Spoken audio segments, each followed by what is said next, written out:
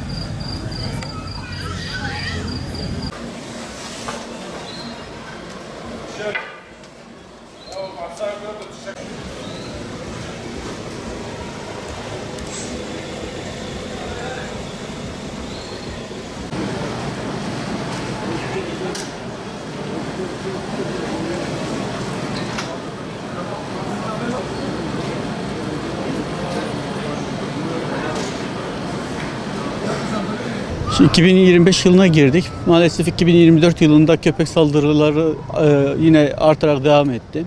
2025 yılında girdiğimiz ilk zamanlarda da ardı ardına köpek saldırısı haberleriyle her gün yeni bir habere üzüldük. Tunceli'de bir kadın, yaşlı bir kadın köpek saldırısı sonucu ağır yaralandı. Geçenlerde Adıyaman'daydı sanırım. Bir çocuk kuduzdan öldü.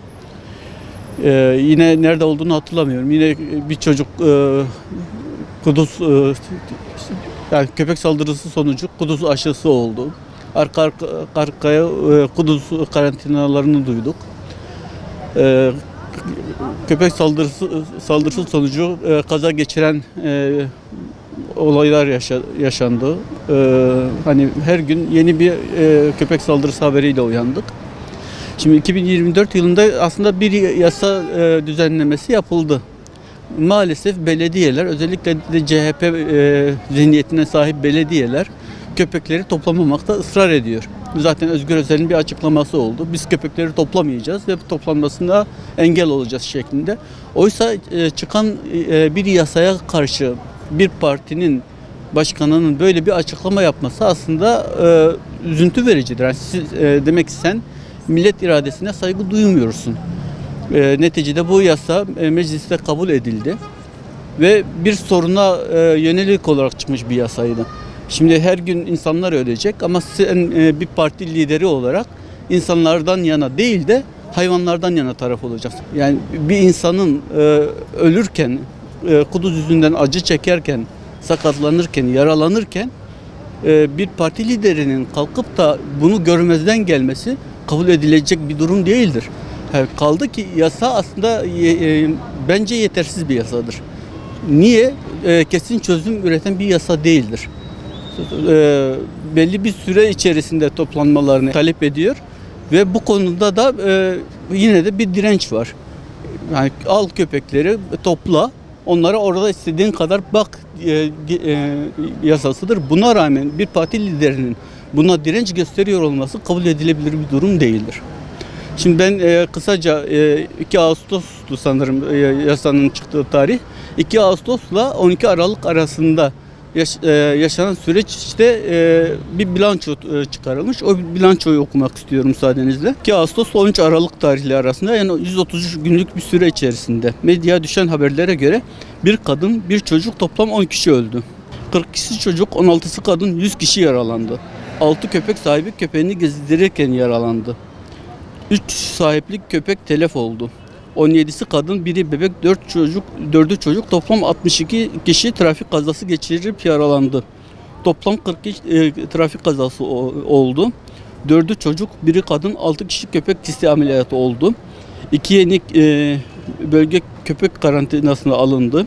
103 küçükbaş hayvan, 373 tavuk, 15 kaz, 10 hindi, 4 yabani hayvan telef oldu. Buna karşılık 159.600 kişi köpek tarafından ısırılıp kuduz aşısı oldu. Köpek lobisi de başıboş köpeklerden 168 milyar 91 milyon TL'yi cebine koydu. 180 2210 boş köpek sokaklarda bakımsızlıktan telef oldu. Tarım Bakanı'nın yaptırmış olduğu bir açıklama var.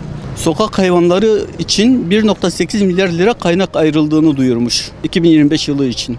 Yani bu gerçekten büyük bir israfın olduğunu ortaya koyuyor devlette başıboş köpekler için. Şimdi her gün yeni bir köpek saldırısı ile uyanmak istemiyoruz. Yani bütün dünyada köpeklere karşı, haşerelere karşı önlemler alınırken Türkiye'de bizim eşref-i mahlukat dediğimiz insan için necis dediğimiz bir hayvan eşdeğer olamaz yani. Tarlalarda biz fareleri telef ediyoruz. Niye? Verim elde edebilmek için. Fareler can değil mi? O zaman fareleri de koruyalım. Sinekleri, sivrisinekleri de koruyalım. Yani insan söz konusuyken haşerelere acımak insanlık değildir bu.